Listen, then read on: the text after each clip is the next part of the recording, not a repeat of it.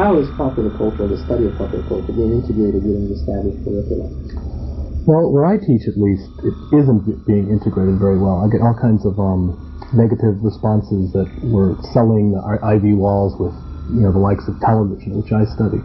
However, there's a sense of real energy with students. I mean, it's like a professor's dream when I walk into a classroom, and that everyone has already done all the reading. I mean, if I go into a class and start singing the theme song from the Brady Bunch, everyone can instantly sing along. They know all the episodes that have ever aired on it. They know the theme song. They can sing along with that.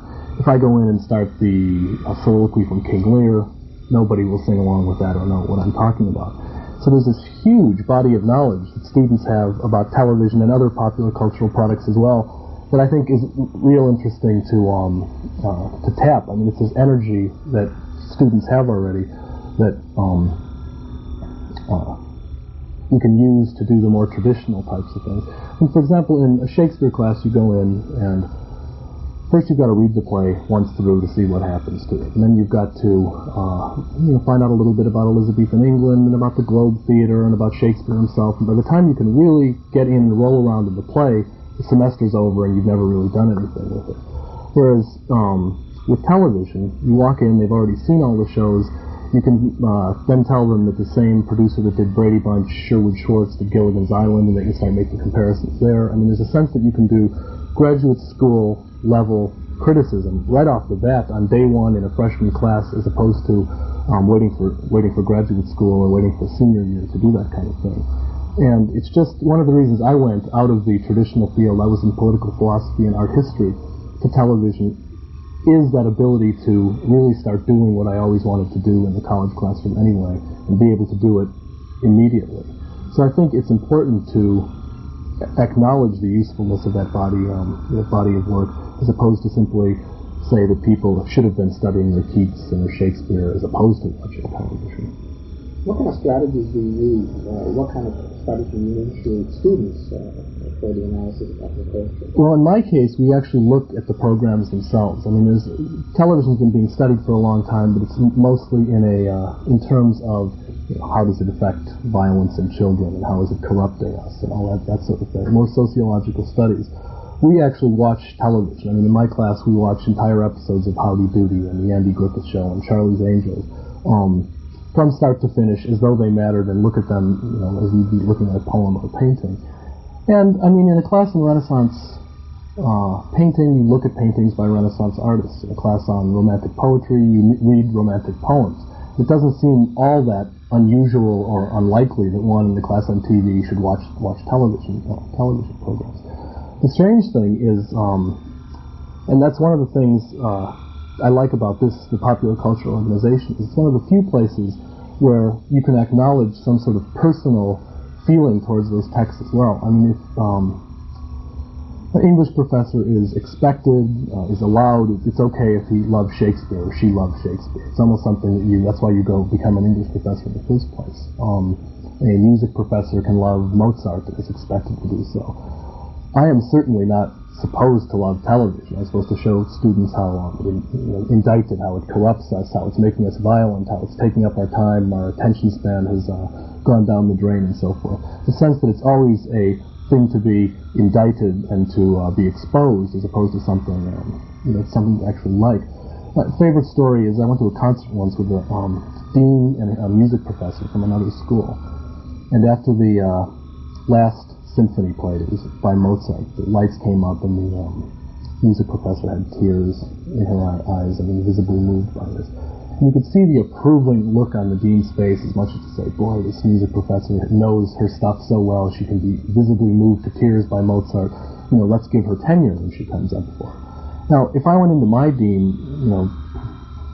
December 28th and said, boy, when Frosty the Snowman melted, it just put me away, he would think I was nuts. I mean, there would be this sense that this is college. You're not supposed to be being influenced by these melodramatic presentations. I don't think popular culture should be taught instead of the classics. I mean, I wake up every morning glad to be in a world with a Jane Austen, or Virginia Woolf, or Michelangelo, or Beethoven, and so forth. But I also wake up to be glad in the world with shopping malls and Big Macs and television and video arcades and so forth. And I think all of that needs to be seen as a large body of culture, which is as susceptible to study as any of the things that we traditionally study. Which brings us to the next question.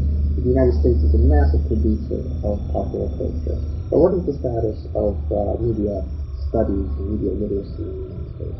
Well, from what I've been able to see, comparing it to the other English-speaking countries, it seems to be way behind. I mean, I don't have a lot of actual statistics to give you, but simply seeing where the big scholars are coming from and some of the early work, it's certainly much stronger, or seems to be, in England, Australia, and now some Canadian scholars as well.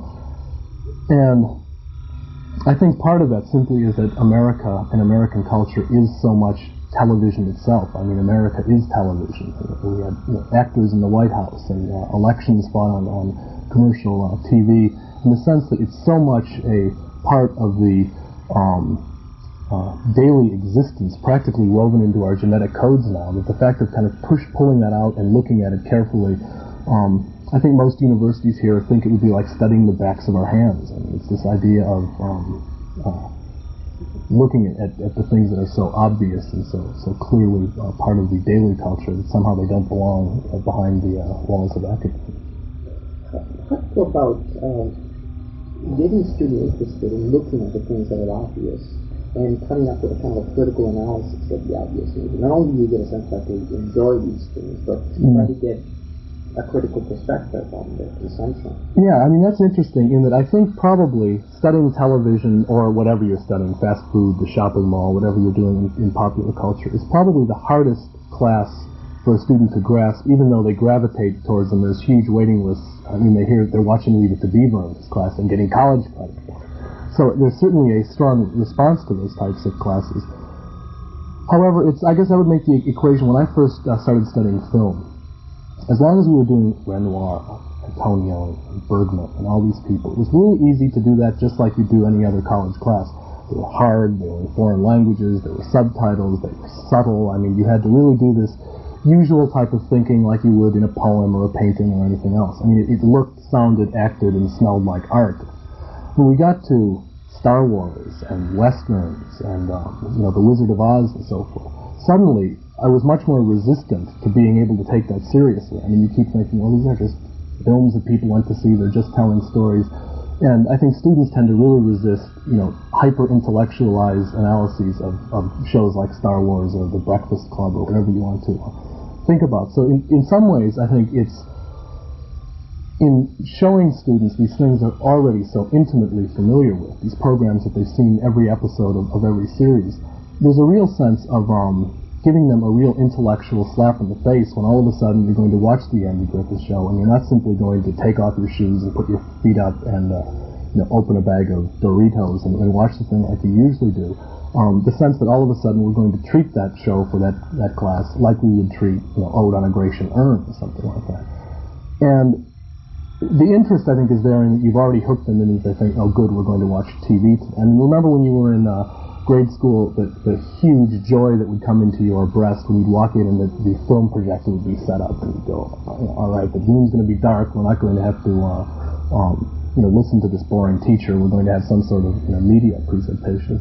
So I think you've already got them hooked basically because they're doing something, dealing with something they already feel they're so familiar with. But I think that's sort of the bait, and then what really happens in there is you begin to demonstrate how when you shake those familiar media products up a little bit, all kinds of stuff starts spilling out that they never realized was there.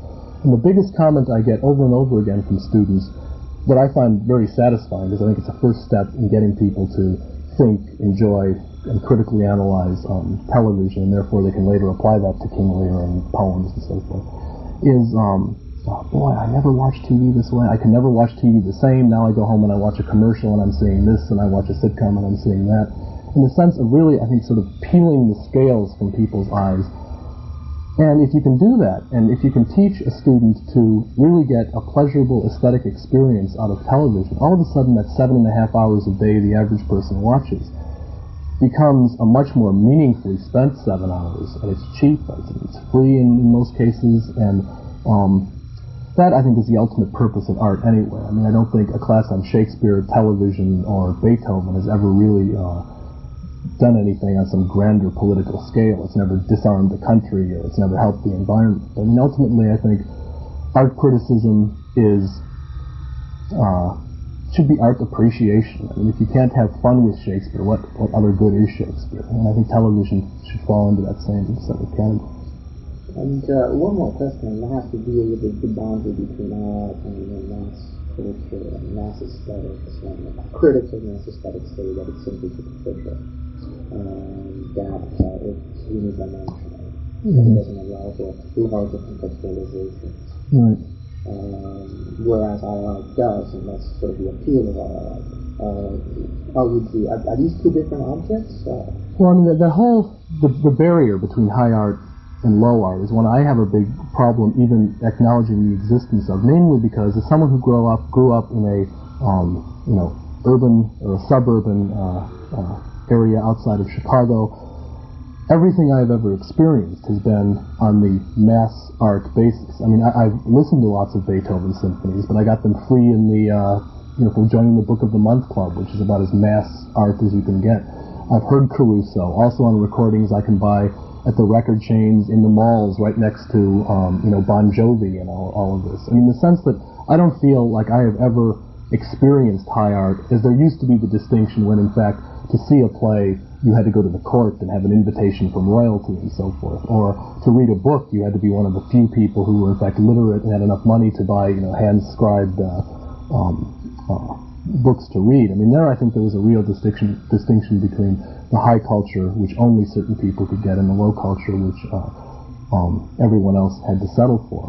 But now I think everything that I perceive of as high art has always been distributed through mass art chains. I mean, sure, I may be watching Baryshnikov, so are millions and millions of other Americans, but somehow when they do it, they're feeling, I'm watching the ballet. This is high art that the rest of my inferiors aren't producing. And granted, more people have seen Gilligan's Island than they have seen Swan Lake, but there's still a sense that Swan Lake is a very mass-distributed art. So I think since the Industrial Revolution, and certainly now into the paperback revolution and videotape and cable distribution, where you can the arts and entertainment network is the perfect, I think, melding of the high and low as one. You all get them from the same distribution centers, which you buy them at the bookstore in the mall, you buy them at the record store in the mall, you rent them at the tape store in the mall, or you turn on the television and have it delivered to you.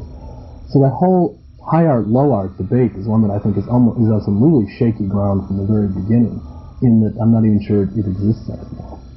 The only real definition I would say you could make between high art and low art now is, if my students just like it, it's probably low art. If they don't, it's probably high art. That's interesting. If you would say 30, 40 years ago, as a professor, they would gone to views or whatever, but in this country, instead I want to teach a course of Korean literature, they looked at the idea. There you go. Mm-hmm. And you say go back by 6 years or 5 years, and say I want to teach a course on American literature, they looked at you like you're crazy. We were saying something about popular culture. Absolutely. Is it just a question then of is its time coming? I think so. I mean, I think it is that whole idea that academia wants to study only the things that have some sort of critical distance, and there's a certain, I think, usefulness to that, and it's very difficult to study the things that are right on top of us. The Modern Language Association was originally a radical association to sort of develop ways in which we could teach American literature in this country, so that we wouldn't have to just teach Latin and Greek and the classics and so forth. And to call them MLA radical now is, it elicits peals of laughter. And now the PCA seems to be that next step, which, if we want to study toilet seats and cheeseburgers, it needs this new organization, because of course you can't get accepted at the MLA on a cultural history of those types of things. So I think eventually we will, as soon as the Brady Bunch becomes hard to watch, as soon as it requires annotations that, Jan's allergic to Tiger shampoo, and the word shampoo is no longer used that way in this culture, so one has to go back and read the footnote that shampoo was once a chemical product we put on our hair and so forth. then I think academia will like it again, because suddenly it requires, hard work and the ferreting process that we think of as doing research and that sort of thing. And it's that whole idea that academics seem to think that if it's a lot of fun, and especially if the barbarian students think it's a lot of fun, somehow that by definition should keep it out of the groves of academia and in the realms of things that people consume that they don't have to pay tuition for. This does an interesting distinction between public work being essentially the pleasure of the body. Rooted in that kind of immediate pleasure and practices and what have you. Whereas IR is simply more cerebral and abstract. Do we need to get rid of those boundaries completely? Can there be a coexistence between the two, or is it going to become more difficult in how personality evolves? Yeah, I think I'm not sure we'd. I would like to see those boundaries disintegrated, for one thing, because, as I said before, I don't think they really exist. I think they're still constructs we've got left over from an era long before I was born, not to mention work being done now. The idea, and that's one of the things that bothers me about a popular culture association, is it's become something of a ghetto, where if it doesn't fit into MLA, the Modern Language Association, or if it doesn't fit into the American Historical Association, so that everything that doesn't belong elsewhere can kind of go to PCA. It's like the Statue of Liberty is asking for, the poor, the untenured, the unable to publish type of thing. And that, I think, tends to continue to proliferate this idea of the low and the high, and we're studying the low, and even though we're saying positive things about its study, it's still, we're here doing it as opposed to the other places. And as far as the argument that the high is more abstract and cerebral and that the popular is more sensual and body-oriented, I know a lot of people who read in bed, for example, very high art novels and so forth, which is a pretty, sensuous, the fireplace is going and they may have, a cup of herbal tea next to the book and so forth. Music, symphonies. Some of Beethoven's symphonies are about the most erotic, sensual pleasures of the body, I think, of any music that's ever been written. So I'm not sure I disagree with that distinction.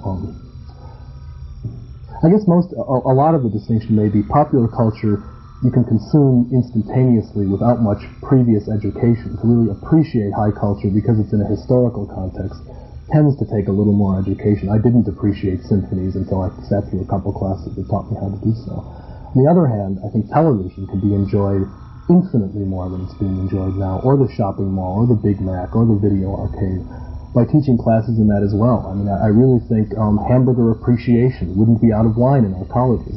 Think of the amount of the number of times an average American or Canadian or British, any Western student eats in a fast food joint and never thinks about the ballet that's going on in front of them as things are being prepared. It never has any concept that there's only 6 shapes of McNuggets that are made to look irregular. There's this whole world of academic inquiry that could go on.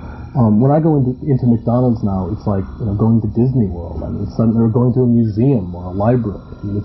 It's an aesthetic experience that before I started studying those types of things was just going to McDonald's and eating some food. Are we getting lost in the aesthetic pleasures and perhaps not considering the ideological description going on now? Sure, that I think, and that is the second feature of what I teach, is I think it's always important to remember that all of these things are being put forth by an industry that is doing it to make a lot of money. My favorite example of this is the vibrating bed things at a motel, where we've all done them before. We all know they're not that pleasurable. They just make some noise and move the bed. But there's something about that slot that says place quarter here that instantaneously, when you walk into a motel, and I still do this, you reach your hand in your pocket, you yank out the quarter, you put it on there, and somehow you think you're being either clever or campy if you know what's going on, or if you're a young child, you do it because it's there to be done. That whole idea that all of these things are, designed to separate us from our income. And certainly, I think students need to be told that in television or in the mall or any of mainstream popular culture products, art and commerce are bedfellows, and commerce is always on top in that relationship. On the other hand, these things aren't going to go away, and I think there's a sense that there's a certain degree of cynical aesthetic appreciation we can have with them, which is, I think, part of the whole postmodern scene, which is this almost hopeless celebration of this sort of crazy aesthetics gone mad sort of situation. But you're right, the study of television, I think, is always going to put you between a political rock and an aesthetic hard place that we have to help students to navigate and try to help ourselves navigate as well, which we're certainly not always capable of doing. Oh, one more question has to do with any trends in television that you've seen that are coming up that may be different from the past? Network, primetime, maker. I mean, it's interesting how each decade seems to have come up with, the 60s had the rural sitcom with Beverly Hillbillies and Green Acres and the Andy Griffith Show. I'm speaking for American television, which is what I study mostly. The 70s came up with the Relevance era, Mary Tyler Moore, All in the Family, and all the spin-offs of that. In the 80s, the introduction of MTV, Hill Street Blues, and Dallas gave us three directions that we really went through the entire decade. And it seems like now that we're into the new decade, we're still waiting for sort of that new, something that's going to be slightly different. America's Home Videos is really just real people and part of that whole reality programming, and I'm not sure that's the new direction. Perhaps these new half-hour sitcoms that aren't really sitcoms about laugh tracks, The Wonder Years being the best example, Elvis being another good example of that, although it's not doing terribly well in the ratings. But I think the most important thing is the idea that television seems to really be cannibalizing itself. It's completely about itself now. America's Home Videos is simply TV shows about home TV shows made by people.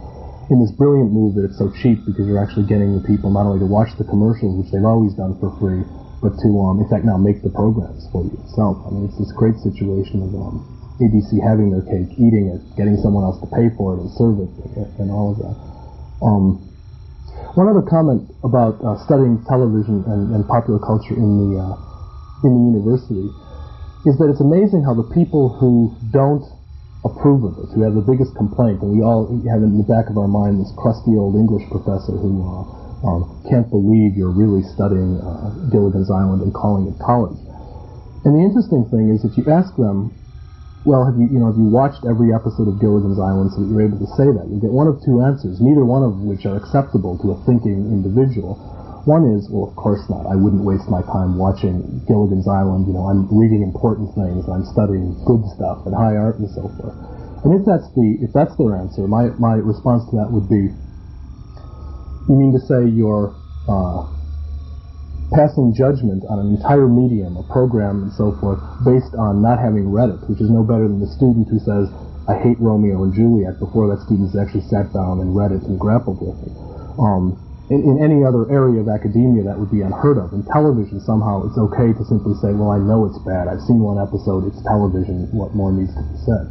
The other answer they could give is, yes, I've watched every episode of Gilligan's Island, and then my response to that would be, why did you do that? I mean, what drew you to spend so much time watching all of that television? And that itself says something about the lure and the appeal of these programs. So the very ground in which the people who object to the study of popular culture in the curriculum seems to also be real shaky ground that needs to be looked at a bit more carefully as well.